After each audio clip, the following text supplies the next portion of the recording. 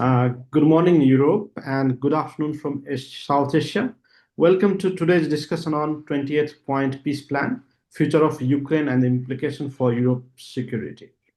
We all are aware that recently proposed 28th Point Peace Plan to end the war between Ukraine and Russia, which has stirred intense debate and high-stakes diplomacy. The draft, backed by Donald Trump and mediated by US envoys, called for Ukraine to cede large territories, including Crimea, Donbass, and other regions, limit its military to 600,000 personnel, and renounce its NATO aspirations while offering Russia reintegration into global forums. European power and Kyiv broadly reject the plan's territorial and security concessions. Many European leaders argue that it rewards aggression and undermines Ukrainian sovereignty, that call for a counter proposal rooted in Ukrainian territorial integrity and stronger defense guarantees. It is in this context we have today's discussion, where we have eminent experts, scholars, and human rights defenders. We have Svitlana Kovalchuk from Yalta European Strategy. We have Dr. Mridula Ghosh from East European Development Institute. We have Maria Tomat from Crimea Global, and we have Natalia Gumenyuk from Public Interest Journalism Lab. We would like to request each of the participants to make their initial remarks in 7 to 8 minutes, where they may highlight some of these issues. One, their assessment of the 28-point peace plan, and do they believe that it has a potential to achieve lasting peace in Ukraine? Second, what implication could this plan have on Ukraine's political, economic, and social landscape? And third, how might the 28-point peace plan influence the broader European security architecture and regional stability? I'll first invite Svitlana Kovalchuk to make her remarks. Let me briefly introduce her. Svitlana Kovalchuk is the current executive director of Yalta European Strategy. She joined YES in 2016 from German Development Cooperation, and there from September 2014 to April 2016, Dr. Kovalchuk was the director of the project of Strengthening Capacities of the Ukrainian Emergency Services. Numerous projects were implemented under her leadership, including the construction of several IDP settlements and the establishment of humanitarian aid to the cities in Eastern Ukraine. Previously, in 2010 to 2014, Dr. Kovalchuk was the Deputy Director of Advisory Service and Capacity Development for Europe 2012 project with GIZ. Her responsibilities were marketing and tourism development for 4 host cities in Ukraine. Dr. Kovalchuk began her professional career at the National Television Company of Ukraine in 2005. There, she headed the Ukrainian delegation at the Eurovision Young Musicians in Vienna, Austria in 2008, and later at the Junior Eurovision Song Contest in Kyiv in 2009. Dr. Kovalchuk holds a Ph.D. in political science from the Institute of International Relations of Taras Shevchenko National University of Kyiv and the MBA from the MBA International SIC Academy. She speaks fluent English, German, Russian, and Ukrainian. Before I hand over, I would also like to share our participants that the program is streaming live in several social media pages. Please feel free to circulate it on your social media, and you may drop your questions on the Zoom chat, on the Facebook Live. You can tweet or share it through the WhatsApp group that we have. Dr. Kovalchuk, over to you. Thank you very much for such a great introduction, and thank you very much for the invitation. It's a pleasure to join such discussion, especially with my colleagues from Ukraine, whose voice and expertise are sharing how the world understands Ukraine and the future of Ukraine security. Of course, our main goal to topics today's discussion is to discuss peace plan for Ukraine, but I would say that the main argument or main question which we are going to discuss is what does a just and lasting peace look like and what is required to achieve it. Because actually the full-scale war launched by Russia against Ukraine, it's not about destroying Ukraine, it's also about showing the vulnerability of the global security system. And therefore, peace we all are looking for it's not just intellectual exercise or something we have to discuss between our officials, but it's also a very important roadmap how to prevent renewed aggression, protect human dignity, and stabilize Europa, the world. So speaking about peace of Ukraine, peace in Ukraine, and peace talk, I think that we all need to be aware that real and just peace could be possible only on the basis of justice, accountability, and the restoration of Ukraine's territorial integrity. And speaking about this, actually, I would like to highlight three most important points from the point of Ukraine. That first of all, real peace means not only the silence of guns. The peace is restoration of sovereignty, the rule of law, and ability of people to live without fear. It's what we want to achieve and what we are fighting for. Also, what matters for Ukraine, it's correctly places responsibility on the aggression, because Russia is a country who chose this path of war, and actually lasting peace depends also on preventing its repetitions, because the main question is not only to stop the war, but how to prevent that it can happen any time further in Ukraine or another country. And third and also important point is that real peace can come only with justice.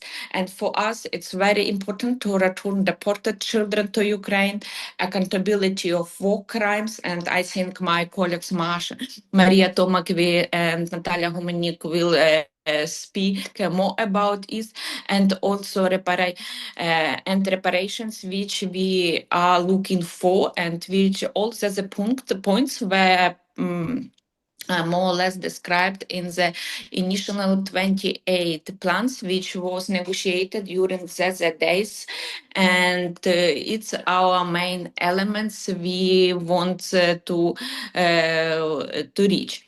And also, I would say that for Ukraine matters strong enforcement mechanism and long-term security guarantees, because without it, any peace is not going to be long and lasting peace. And of course, important for Ukraine are clear consequences for Russian non-compliance, because we all understand that peace cannot depend only on Russian goodwill, how it looks like. Yeah, everyone has own position. Our American partners, European partners, after such long talks, but we see what happens anyway. Everywhere,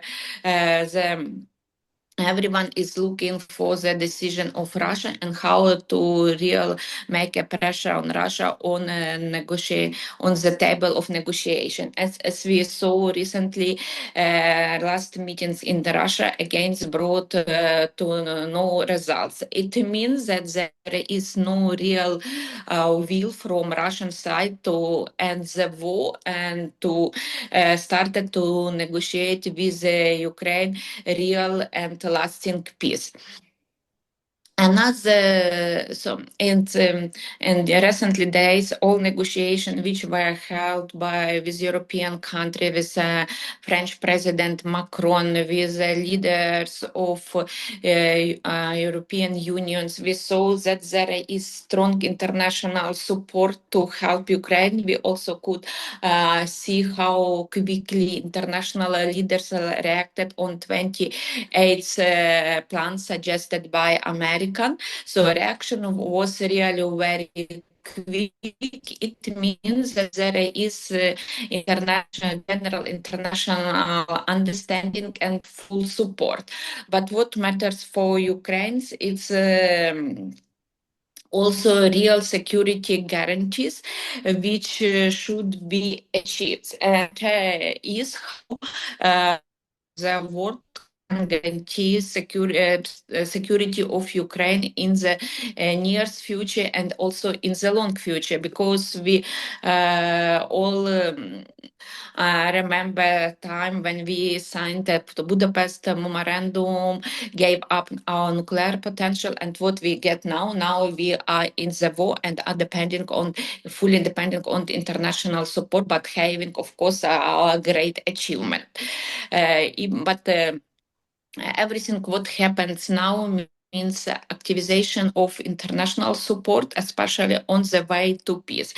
We all remember that 1 year ago, President Macron came with the idea of coalitions of the willing, and actually after last consultation between our presidents and President Macron, it was declared that there is a real plan how this real security guarantees based on the ground, on the coalitions of the willing will look like. It's what we are looking for, and really wanted to know which security guarantees Ukraine can get. Because coming back from what I begin, peace plan for Ukraine is not only stop of guns. Of course, we want to stop guns. We want to stop killings of Ukrainians, because during the war, we lost many civilians and soldiers in Ukraine. We still have attack on Ukrainian city every night. Every morning we are getting new numbers how many civilians died. And of course, we want to end it, but not only to put on the pause. We want to end to reach a real end of war and create and start to live in a really peaceful Ukraine. And of course, for Ukraine matters political, economical implication, and of course, social implication. How Ukraine will be integrated into European institution, into international institution, how life after the war will be in Ukraine. And of course, Russia should be accountable for restoration of Ukraine. And of course, peace for us means not a return to February 22.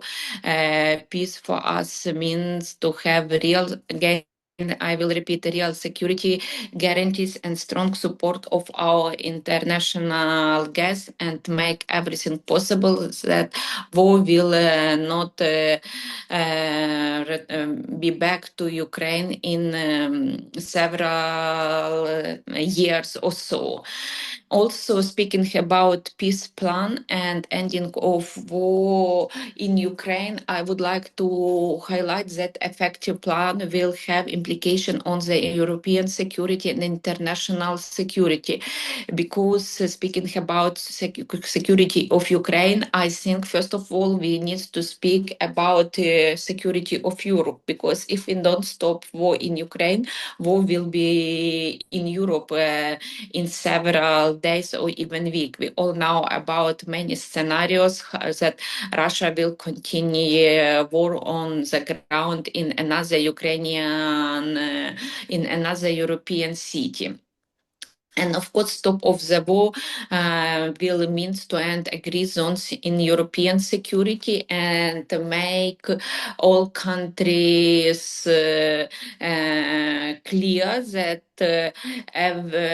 that it's impossible just to start wars, that any kind of aggression will be punished.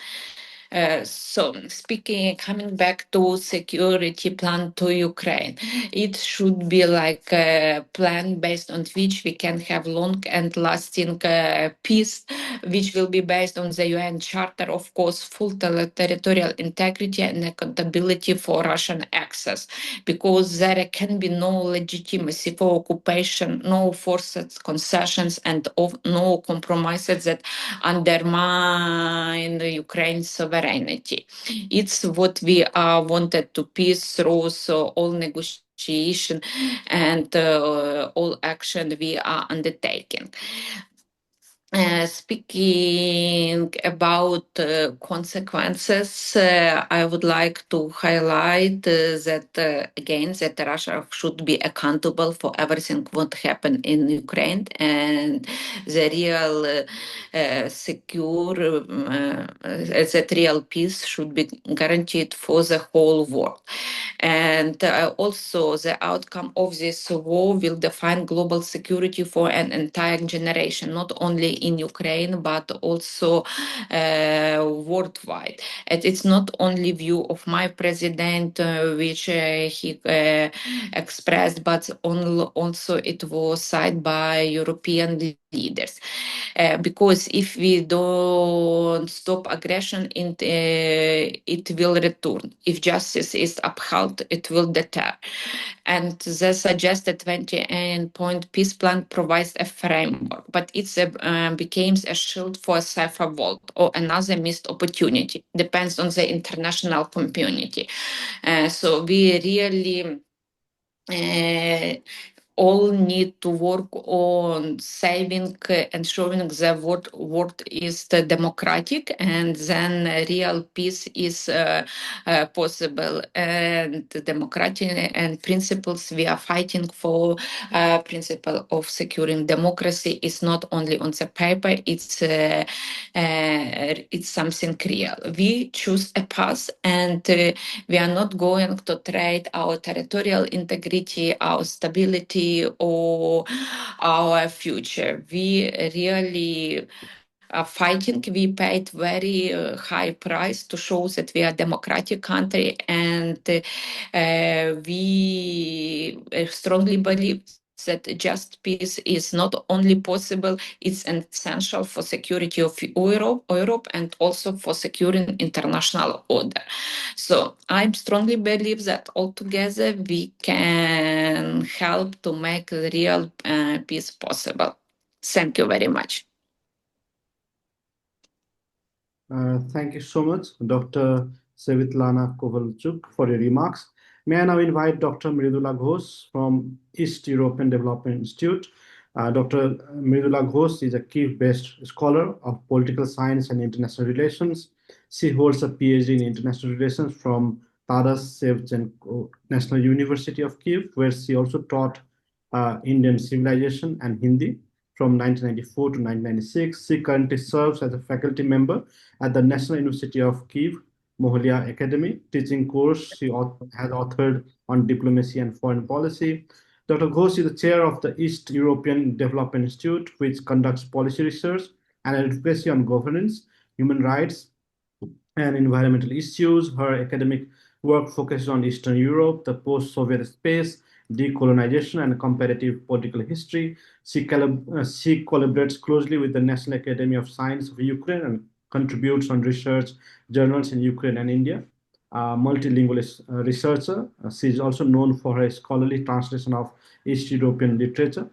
Her works include Ukraine Alfona, the first translation of Ukrainian poetry into Bengali, as well as Bengali translation of Lesha Ukrainia's Forest Song, Geo Malev's Septembri, a selected work of Taras Shevchenko.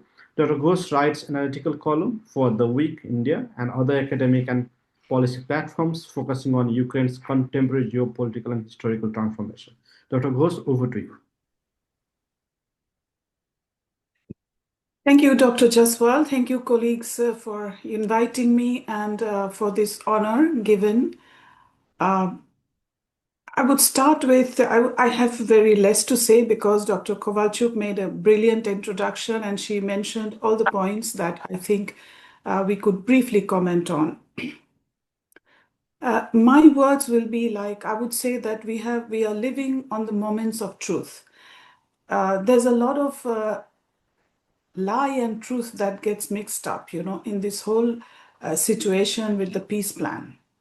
I would recall there was a writer, a very of the 19th century writer in Ukraine, Panteleimon Kulish, and he said something very brilliant, that there is truth and lie, and truth, lie always likes to put the truth and likes to hug the truth a little bit and to show that as if it is the truth. So I believe that a lot of commentators and a lot of writings that I have been noticing over the years on the Indian media and on the South Asian media, we have, it's a mixture of certain, little bit of truth they are telling, but it is all packed into a very attractive lie. And that is the reason there is a basic faulty understanding. And this understanding is also there in the South Asian policymaking circles, which is what, worries me a lot more. Because, and of course, people on the ground, they understand very well because they take news every day. Today, it's not possible to siphon off the world from, from a smartphone. Anybody from the marketplace to, little kids, they can also watch. And of course, the reality people know, but it is not permeating upwards. Upstream policy dialogue is something very problematic. However, I believe the South Asian scenario as we have it, at least I know in the Indian policy circles, a lot of people really understand what is happening. However, because we will have in a few days' time Russian President Putin's visit to India, and after a long waited from 2021, he never visited. So this is a period, and our discussion today is also something very important from this point, that there will be, from now till at least some time, there will be a wave, and there is a wave of, the Russian narrative. Now, the Russian narrative is also reflected in the 28-point peace plan. Notwithstanding the issues that were discovered by Bloomberg and other media, the scoops that were made, that it was, revealed certain telephone conversations and other things, but you can really identify the policy lines inside that peace plan. And I would say that Russia continues this policy of denial. The denial goes on that, it is not Russia that invaded. They blatantly just avoid telling. It is the West that has encouraged a coup d'etat in Ukraine, which was, of course, not a coup d'etat. They keep on harping the same song, which has been proven a number of times for the past 12 years that they are lies. So in this situation, when we talk of peace, it is a one-sided peace that is proposed. Nevertheless, I would say that the brilliant plan that was put forward was by Ukraine in 2023, the 10-point peace plan by President Zelensky, which was a very good plan. And Ukraine held consultations in Copenhagen, in Jeddah, in Saudi Arabia, Malta, and in other places, several rounds of discussions with more than 58 countries. And there was a big multilateral discussions also within the United Nations circles. So there has been a world consensus behind the issue that, Ukraine needs peace. And Ukraine was the first country to go forward with it. However, in Switzerland, there was this like that Russia was not invited because Russia doesn't want to participate. It wants unilaterally to move for peace, which is not possible in any conflict, in any warfare since the dawn of human civilization. When you want to sit and talk, you have to come forward with your compromises, the limits, you have to, you have to extend the hand of cooperation. And that is not seen until today, because they are ready to talk about certain things, but they want territories which they do not control. And this is impossible because this never happened in history, that aggressive power wants to control territory. It doesn't, it wants to have the territories it doesn't control. So this is just by merely writing it into their constitution. So this is something which is very serious. And the peace plan the way it is, it cannot be implemented. It just cannot be implemented because peace is a matter of two sides. It's not a matter of one side. So far, there is a pulling of the strings, tug of war, how much to concede, and Ukraine is being pressured. So the moment of truth is that Ukraine, the first truth is that Ukraine is not losing, which is being told that, Ukraine is losing, Russia is gaining, which is not true. For the past 1 year, there has been like a very little gain, and Russia is losing a lot. Russian economy is losing. Russian economy is in a very bad shape. And of course, the sanctions and everything, they are not so effective, but they have a long drawn, and like the war of attrition, it is also acting on the economy. There has been some effect. So these things are not being told openly. The other issue is that apart from the politics of denial, which is very counterproductive to anything like peace, there is one more thing that I want to mention is the resilience, which will be very difficult to overcome. Russians will not be able to make Ukraine the way they want. That is the final idea. At least, you will hear from many quarters that Russia wants to control the whole of Ukraine. What does it mean? It might not occupy, but it wants its regime, which will always listen to it and just wants a very docile, a very obedient kind of a leader or something like that, which is not possible because Ukraine is a different country. And all these years, I hope and I believe and I'm convinced that the Ukrainian people have had the capacity and has shown in the past that they will come out and they will change the power, they will elect the leader they want, and they would not like any dictation from outside. So this is very important. And we have seen it even during the election fraud that happened in 2004. And of course, the Orange Revolution. Then when there was an excess abuse of power, people again came to the streets, So people always, and last year even, young kids, young people went and had the placards like in ordinary carton boxes. We call it a carton revolution, which means that the outrage of people is never stopped. This is a different modality that Ukraine manages very well, even during the war. So this political resilience is there.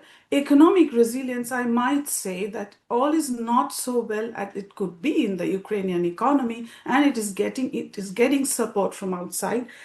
But the economy is running.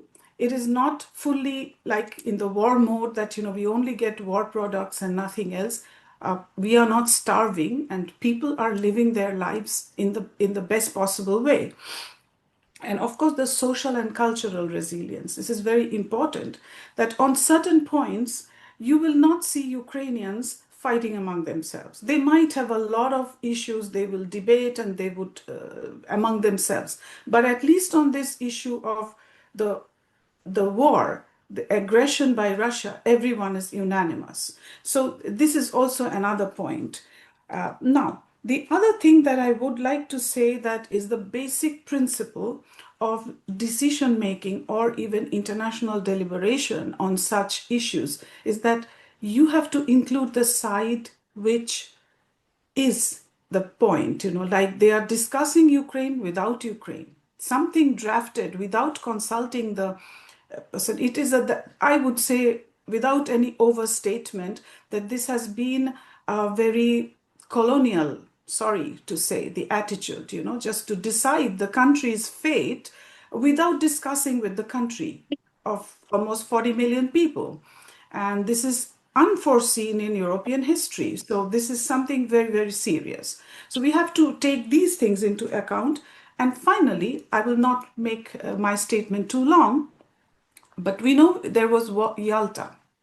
Yalta happened when they divided the map of Europe after the Second World War. Might be Russia wants to divide Europe in the same way later, but it will not happen because there has been Helsinki. Helsinki charted a different direction for Europe. And I think that there should be a different concept totally. And of course, ignoring the Europeans is also a very, very serious matter. I wouldn't say that, I leave aside all the other leaders of the world, which Ukraine had been trying in the 10-point plan, bringing everyone together. It was not unilaterally discussing. But in this case, it has been that the Russians are discussing only with the Americans and American administration. The American people might think different, So there is a big problem with the decision-making process. And I would say that, I'm very sorry to say, that this looks like something like the Budapest Memorandum #2, so that it doesn't go into that channel. The world must speak out. And I think President Zelensky took a very solid stand. He's building international support, going around and speaking, discussing. And also, he said, I accept and I will discuss the plan. I know the plan has been edited, so there has been also pressure from the Ukrainian side. Ukrainians are also able to create a lot of pressure. And that's a good sign. So let's see what happens. But I would definitely go by the fact that this peace proposal, the way it is presented, will not work unless serious changes are made. Thank you. Thank you so much, Dr. Ghosh. Let me move to the next speaker, Maria Toma. Maria is Ukrainian human rights expert, researcher, advocacy expert of Truth Hounds, and she is co-founder and head of the board at the Media Initiative of Human Rights. She is also the co-organizer of the Crimea Global Conference, having started from journalism and volunteering for a Euromedian's SOS initiative. During Euromedian, Maria moved to an active participant in documenting human rights violations in eastern Ukraine and Russia's seizure of Crimea and delivering information on them both in Ukrainian society and international community. In the summer of 2014, Maria started dealing with the case of Ukrainian citizens arrested by Russian Federation on political motives by Russia, and further was a coordinator of the Let My People Go campaign to free them, including by participating in court hearing in Chechnya and one of the witness of the defense of Ukrainian prisoners. She was a co-founder of the NGO Media Initiative for Human Rights. Now she is head of the board of MIHR, which is focused on journalism investigations into human rights violations related to Russian aggression against Ukraine. She is a co-author of several documentaries dedicated to the bloodiest days of Euromedian and the beginning of Russian invasion in eastern Ukraine. In 2017, she received a National Human Rights Prize for her personal contribution on the defending of human rights in Ukraine. She has a significant experience in international advocacy at the level of international intergovernmental organizations and particularly governments. In January 2022, Maria shifted from NGO to a government sector. Till December 2024, she served as the head of the Crimea Platform Department at the mission of the President of Ukraine in the Autonomous Republic of Crimea, dealing with the international promotion of deoccupation of Crimea, in particular aiming at establishing connections with global South countries. In 2025, she is back to civil society, joining with the team of the Truth Hounds NGO. She is focusing on researching the recruitment of the foreign fighters from the global South by Russia, as well as international advocacy activities, in particular as the co-organizer of the Crimea Global Conference. Maria, over to you.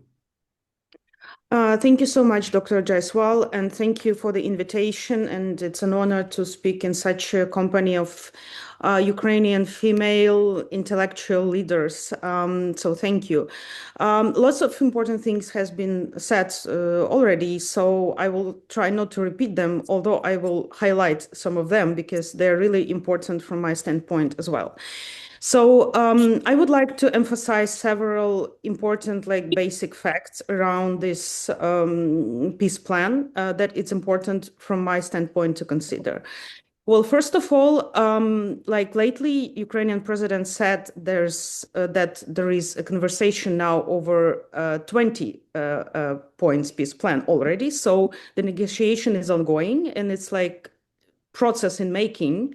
And we can see that Ukrainian delegation is really fights very hard in order to explain, first of all, to our US partners that some of the points are not acceptable not because Ukraine is stubborn or President Zelensky is stubborn, but because this will not lead to peace. It will make the war even worse. So that's important thing to consider.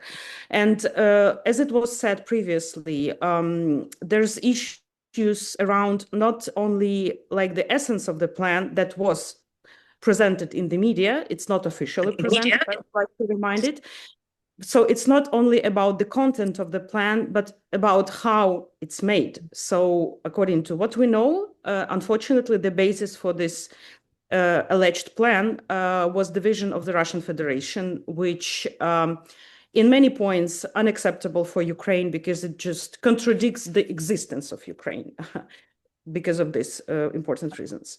Second important point, that it's been repeated like on many occasions, but since we have lots of people from Nepal here that might be not aware of this, I would like to emphasize that no one wants peace more than Ukrainians. Ukrainians are the first, like Ukrainian society are the first who suffers the most from this war, with at least 1 million. That's something that was announced that at least 1 million victims. I don't mean only those who died, but those who were wounded or suffered because of the war. So Ukrainians are the first who wants the peace. And if you look at the polls now, in particular, in terms of the perception of this whole negotiation process, so many people are ready to accept, like as the polls say. So approximately half of the population of Ukraine ready to accept the compromise, but there should be some guarantees. Something that Svitlana was emphasizing several times. So what are the guarantees? It's a very important question when it comes to Russian Federation, because there should be guarantees related to the UN Charter, to multiple international treaties and documents that were violated by Russia, and they did not stop Russia. So what are the guarantees? That's the question. So the third point that is important to consider, this war started not in 2022. It started in 2014 with the occupation of the Crimean Peninsula, the invasion of the Russian Federation in eastern Ukraine. And it is important because when we're talking about any like peace process or ceasefire, like any negotiation, any deal, the question rises, like for me in particular, as for the human rights person, is what is going to happen to the people that would stay in the occupation? Because like for now, we see that people who stay in the occupied territories of Ukraine, they suffer a lot from the political persecutions, from like tortures, from all sorts of human rights violations, which is emphasized in the UN resolution. So it's not just like something that Ukraine claims that there are these violations. It's an international compromise, actually, that not compromise, but internationally recognized facts in the forms of either court decisions, international court decisions, or the UN resolutions. So, and like when I think about this, some sort of deal, I would think about those people who will stay in the occupation under Russian highly repressive, authoritarian, and corrupted kleptocratic regime. So what is going to happen to them?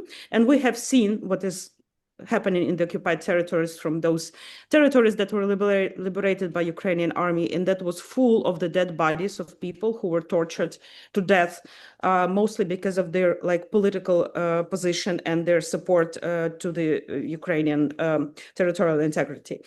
And the fourth point that I would like to emphasize is whatever peace deal will be made, it will not end the war. So it might sound strange or a paradox, but still we have to understand that this war is like something that has been repeated here in Ukraine a lot, that this is an existential war, unfortunately, because I think that Russia now is not even hiding it, and you can see it in the public statements of the like high-level people in Russia, that Russian interest is that Ukraine stops to exist, like Ukrainian identity, Ukraine as a state, and that's the stakes are so high. And if we will have even ceasefire, it's important that we understand that it would lead not to Russia, collecting more resources for another like third invasion of Ukraine, which will lead to like it's even hard to imagine which consequences. And with this in mind, speaking of the peace plan,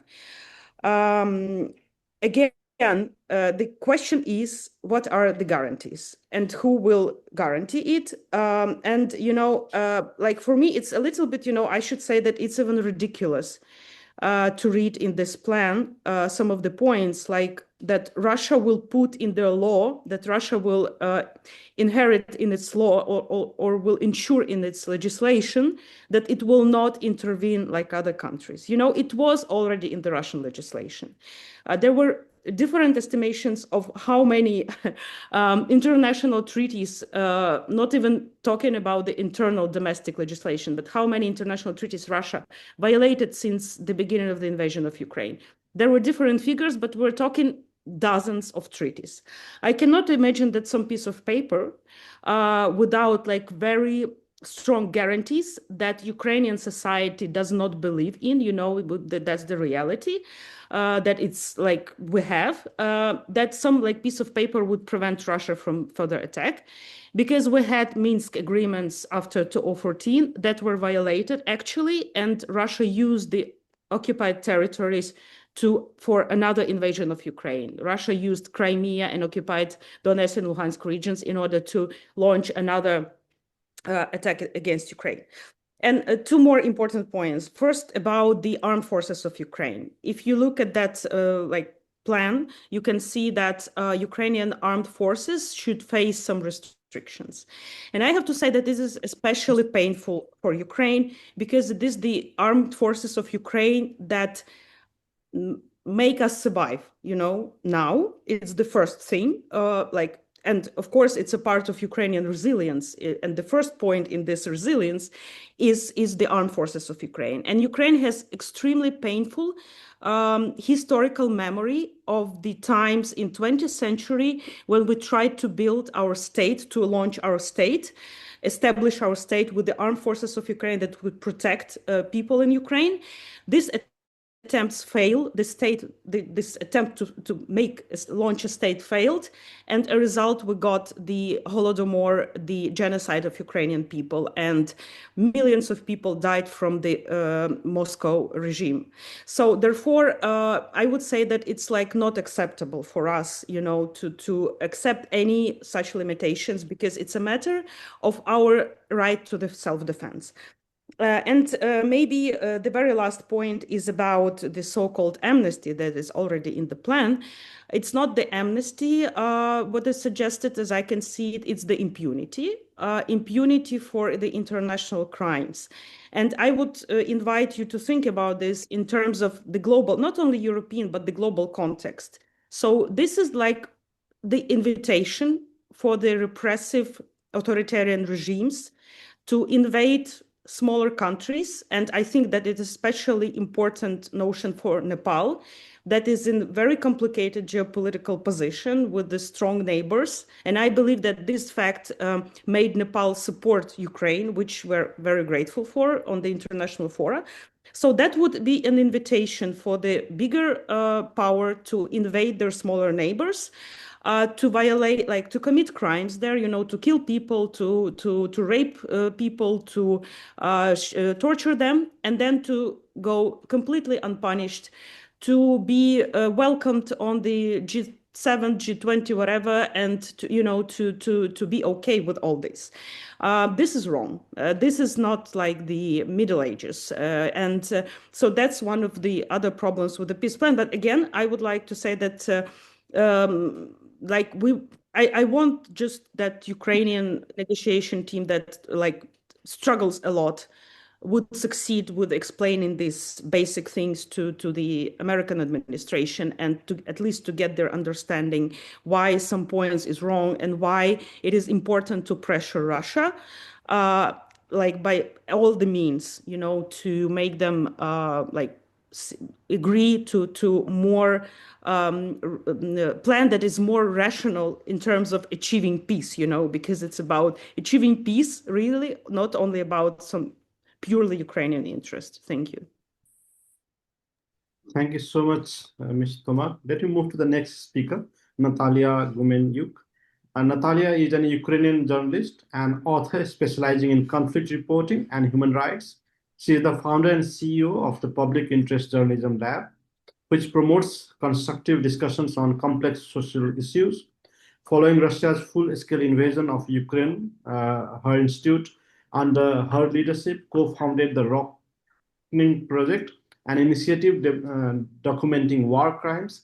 In 2023, within the Connecting the Continents initiative, PIJL brought senior editors, public intellectuals, and journalists from Latin America, Africa, and Asia to Ukraine. As a foreign correspondent, she has reported for more than 50 countries. Her work has appeared in outlets including Foreign Affairs, The Guardian, The Atlantic, and others.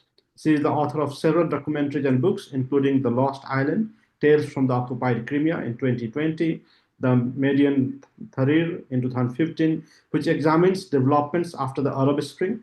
She also authored The Scariest Diary of My Life, The Dispatches of the Reckoning Project of 2023. She previously co-founded and led an independent Ukrainian broadcaster, Hormon Desk TV and Hormon Desk International, and she currently is a board member. Over to you, Natalia. Hello. Of course, I'm finalizing and I want to leave some time for the questions, but I think there is a need to maybe reinforce some of the points as I insist. Ukraine indeed, and the Ukrainians at this stage are really seeking for a long and lasting and just peace. But it doesn't look anything as feasible. Therefore, there is quite a call to have a full to have a ceasefire. However, and this is something Ukraine is looking for the whole this year. We are ready for ceasefire, which would stop the hostilities. And the whole year, Russia is not really trying to, not to include this point. There are talks about a kind of mythical deal, which is largely symbolic, brings Ukraine a lot of concessions, but doesn't make situation neither on the front line nor in the Ukrainian cities better. And I should insist that for this year, for instance, in Kyiv, in the capital, there were 4 times more hostilities and attack than prior to the last year, which also show that we are very much distracted by the discussion about the possible ceasefire, which doesn't make lives of the Ukrainians better, while there is more attempts of Russia to kill Ukrainians, in particular in the cities far from the front line. Of course, my colleagues already were speaking why, for instance, the partition of Ukraine is quite, not just a controversial, but why it's a complicated issue, because, of course, the given part of the territory to the Russian state, it's not bringing peace. It's bringing even more intense occupation. And unfortunately, with every year, the situation in occupied territories is becoming worse. So the years between 2014, since the first invasion of Crimea and the occupation of the eastern Ukraine, Russia has built a toolbox on how to suppress and how to control the Ukrainian population on the occupied territories. So they use this toolbox. And after 2022, in the territories currently occupied, it was a very fast process of organized abduction, tortures, deportation. Therefore, of course, it's very worrisome. And another thing, and why we are speaking so much about those guarantees, those years, and I've been very closely following the negotiation lasting since 2014 to 2022. And I should remind that a lot of people in the for a lot of people globally don't really remember that actually President Zelensky was voted as a president who would negotiate with Vladimir Putin to end the war. And we can also reconfirm with those who participated in the process 2019, 2020, more or less prior to the war, that Ukraine was given a lot of symbolic concessions and was trying to engage. And actually for that, it was rewarded with a full-scale aggression. and the territories which Russia back then held were used to be fortified and to use for waging the further aggression. So, of course, it's a very logical, and if you really read carefully those Russian kind of suggestion, you kind of see that all those points are there. For instance, Russia wants to take the lands which are the most fortified, which they cannot get in a military way for many, many years.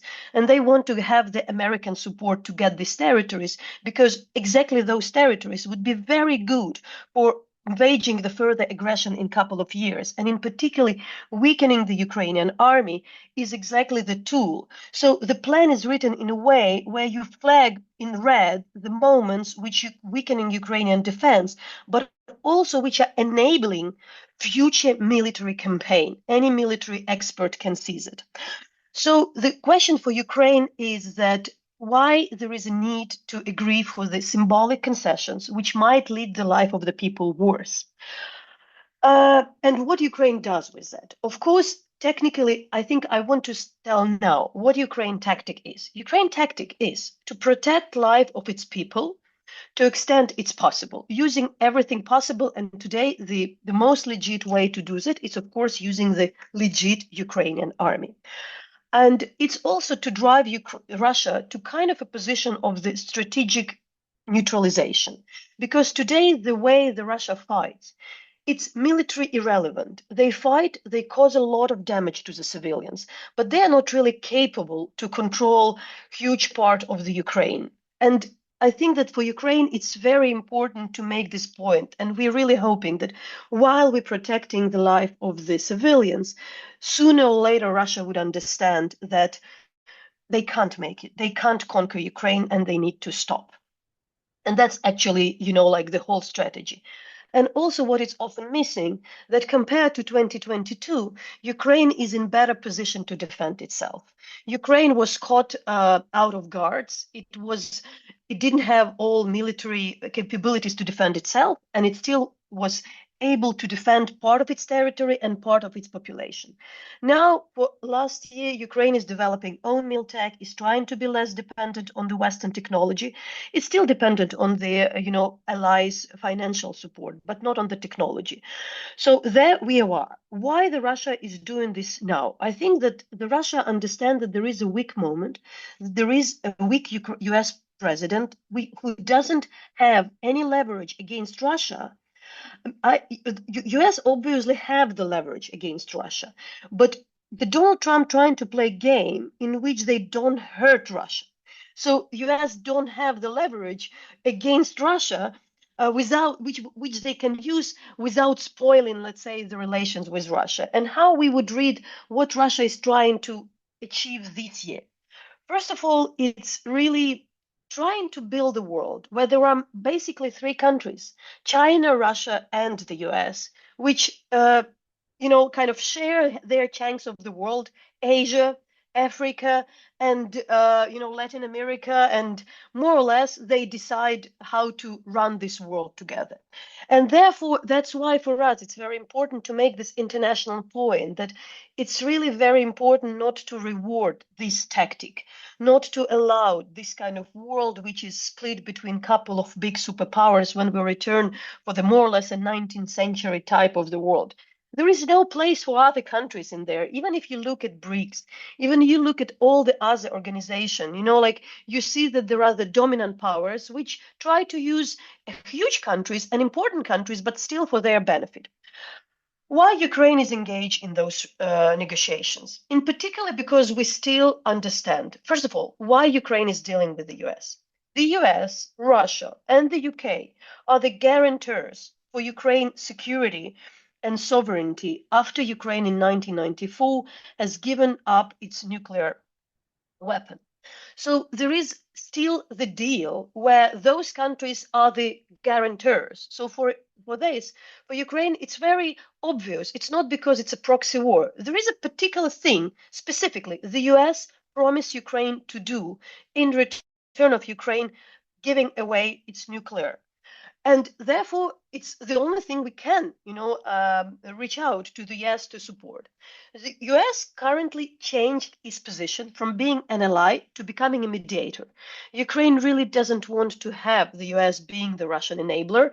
And what something dangerous is happening now, the whole deal is also, and the leaks and the calls of Mr. Vitkov, they're all speaking that Russia is trying to bribe the US to kind of move this discussion for the financial gains. While both countries, the US and the Russia, would benefit if they will return to the good kind of financial relations. Why we shouldn't buy that?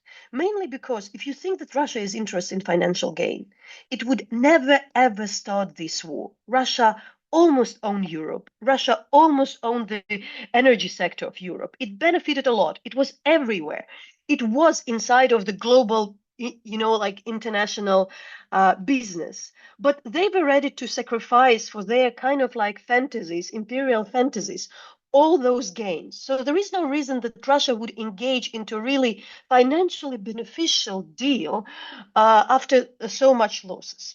That's why Ukraine would still engage. Ukraine would still engage because I think for Ukraine it's still very important to keep a kind of international order in place, because what we are risking to lose is to have the world in which a big country, not even without being incapable to, being incapable in military way to conquer part of the land of their neighbor, but this bigger country wants to demand it on paper for another country.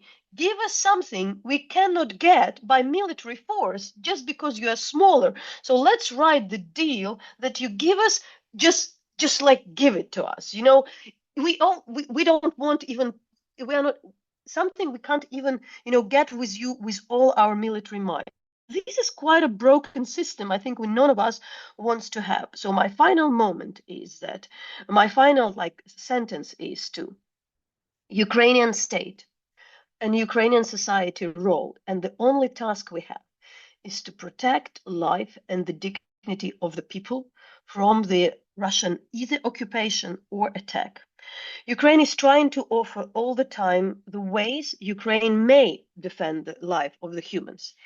If there would be anything in the plan or in any other future deal which at least give a hint that it's possible to save the lives and protect the lives, Ukrainian society might agree on that, and Ukrainian state probably would engage. Unless it's there, I think that doesn't make sense, because what we are now having on the table, the kind of like plan which risk the life of the people who do not live in the occupied territories and who still are capable to maintain kind of a decent and dignified life. And it's this type of the people who would risk their lives even more, because the plan enables Russian military campaign in future. And that's probably something why it's dismissed, but also I think why it's not realistic. But I do think that to save faces, there would be something, and we may agree, and it might not work, but that's okay.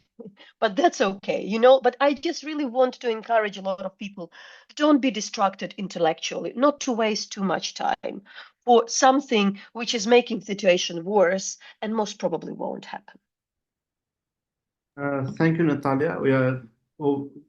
We do not have any minutes left, but we want to take few questions, and maybe we can go in the reverse order, where we can go with Natalia, then Maria, and then Dr. Ghosh, and finally the first speaker. So there are lots of questions, but we would just want to hold you for another 10 minutes maximum. So let me share some of the questions, and you can address those in 2 to 3 minutes each. Like, what role could neutral state or the global south play in guaranteeing the implementation of the peace plan? That is one we have received on Facebook. Second is, what guarantees would Ukraine need to accept compromises suggested in the plan? There are other questions on nuclear issues, that given that Ukraine surrendered its nuclear arsenals under the 1994 Budapest Memorandum in exchange for security assurances, has the failure of these guarantees triggered renewed domestic debates in Ukraine about acquiring nuclear deterrence? That is one. Similar to that, to what extent does Ukraine's experience giving up nuclear weapons and later facing invasion reshape global non-proliferation norms And should the international community now provide stronger, legally binding security guarantees to prevent nuclear rearmament pressure in Ukraine? So maybe I'll go with Natalia and then Maria.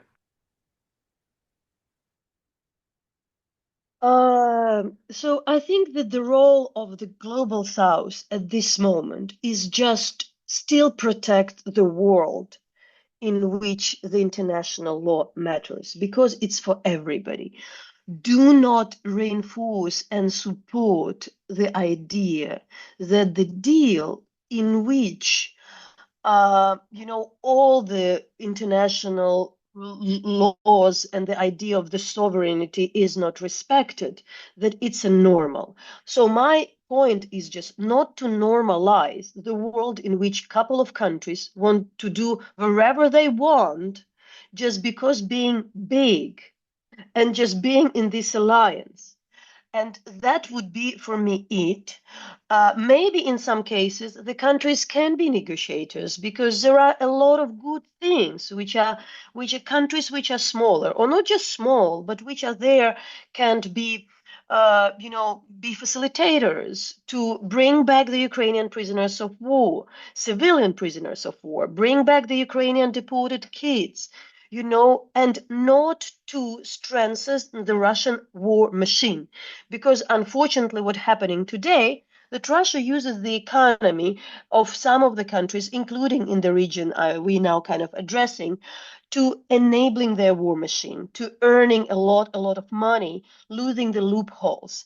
And I do think it's very important not to help at least Russia to earn more money, not to take care that your citizens are not coming to fight to Russia, mainly being tricked and scammed into the system in which they are thrown into being murdered by, like in the war, which is the war.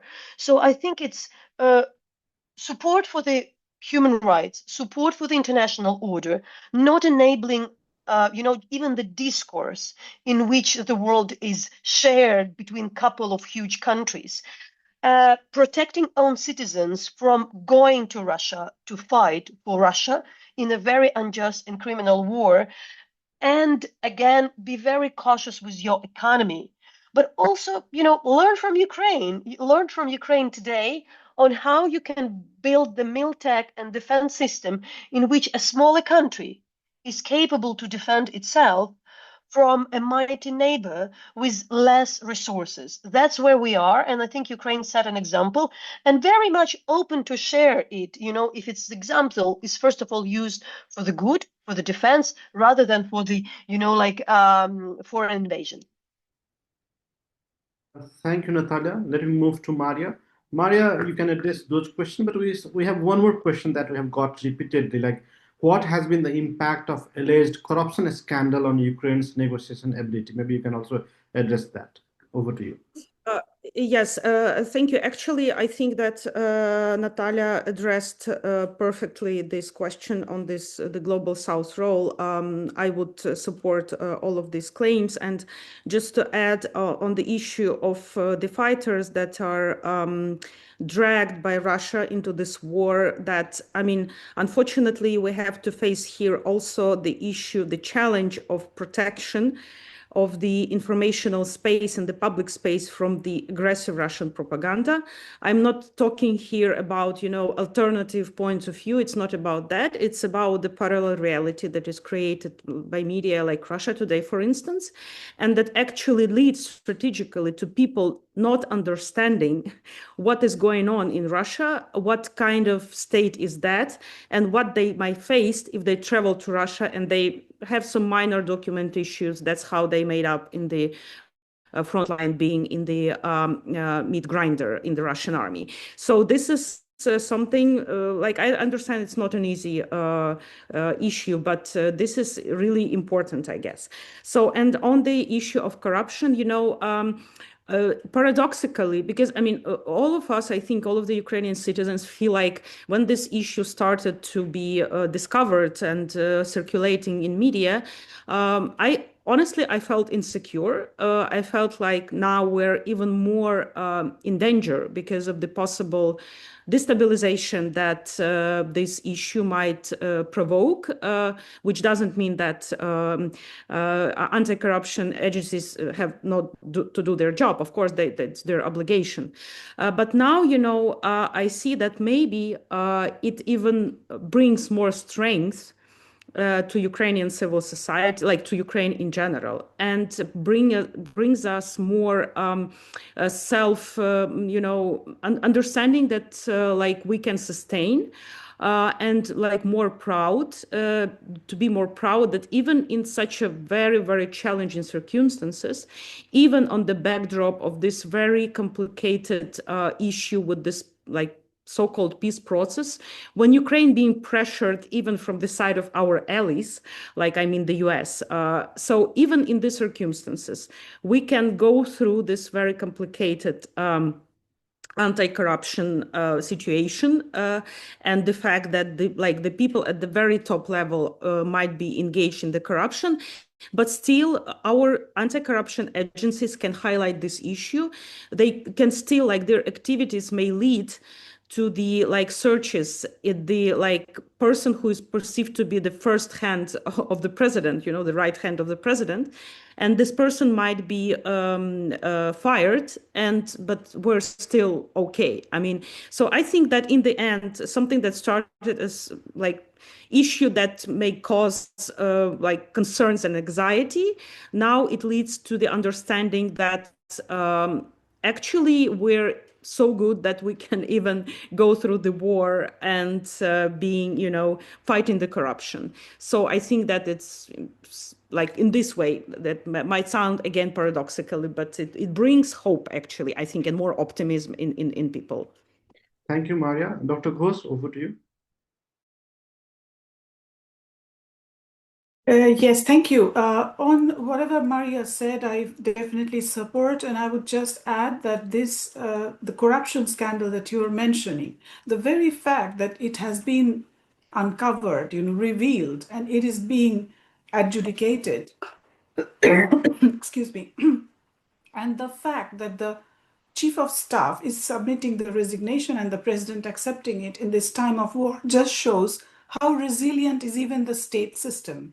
There may be discussions within the society, how good it is, how bad it is. That's a different internal Ukrainian issue. But I would like to point out that this getting revealed and Ukrainians are trying to overcome this. This is an indicator. Rather, we should not perceive it as negative, because if we have to see through it and just understand that the resilience of the society is also demonstrated through this. The more Ukraine gets cleansed will be even another way of, there are many wars that, any country has to fight.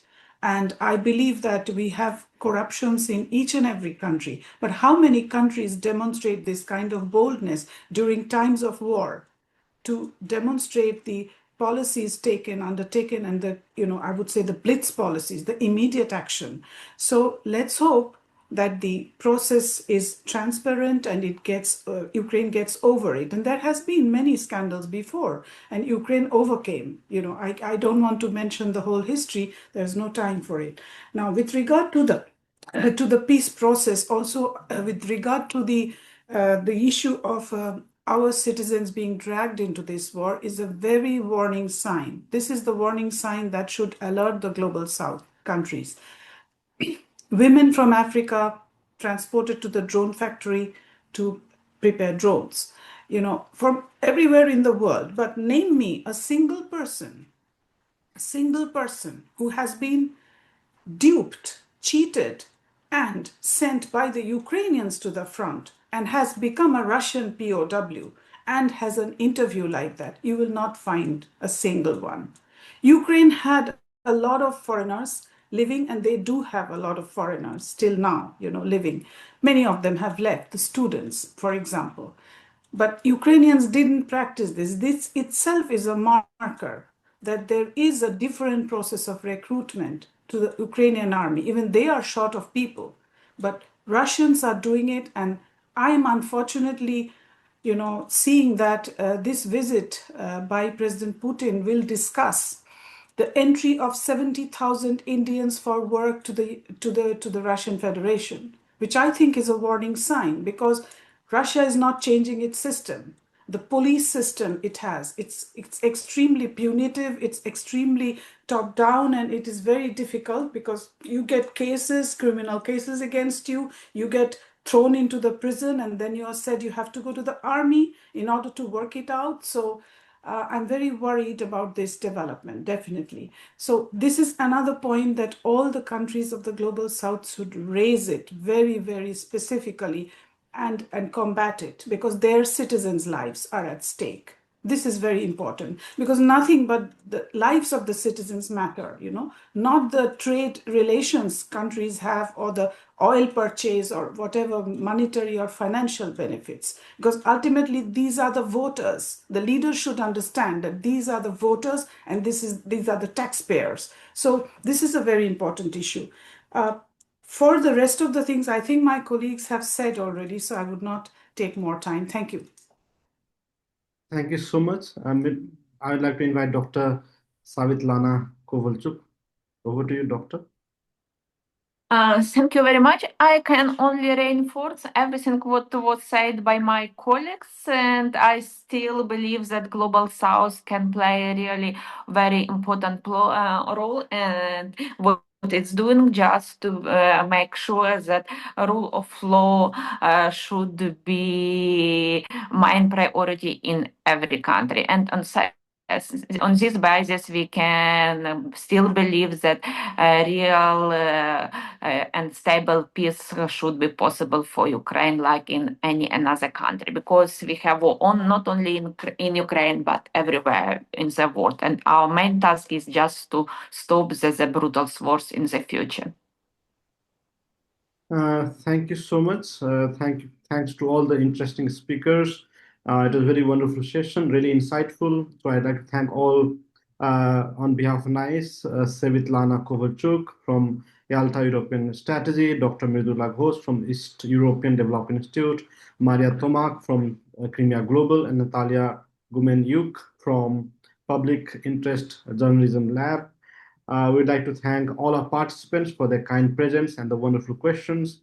I would like to end it here with the last sentence of my travelogue that I've just dropped in the chat that I wrote after my visit to Ukraine. Like millions of others, I hope peace arrives soon, a peace that respects Ukraine's sovereignty and secure long-term stability for its people. Thank you so much and have a nice day.